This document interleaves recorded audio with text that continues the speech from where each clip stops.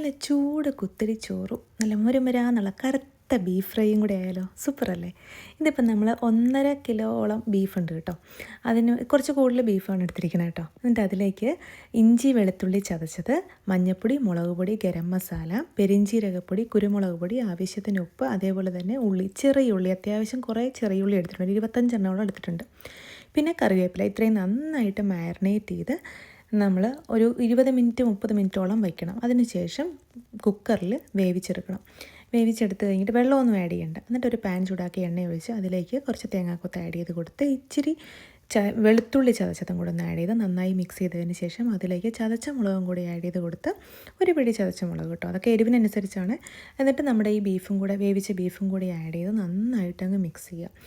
ഇച്ചിരി നേരം ഒന്ന് ലോ ഫ്ലെയിമിലിട്ടൊന്ന് വരട്ടിയെടുത്ത് കഴിയുമ്പോഴത്തേക്കും നമ്മുടെ ബീഫ് ഫ്രൈ റെഡി. നല്ല കറുത്തുള്ള ബീഫ് ഫ്രൈ. ഇതിൻ്റെ കൂടത്തിൽ നല്ല ചൂട് ചോറോ അല്ലെങ്കിൽ നമ്മുടെ പൊറോട്ട, പുട്ട്, ഇതെല്ലാം പോകുമല്ലോ ബീഫ് ഫ്രൈയുടെ കൂടി. അപ്പോൾ ട്രൈ ചെയ്യാത്തവരുണ്ടെങ്കിൽ ട്രൈ ചെയ്യുക.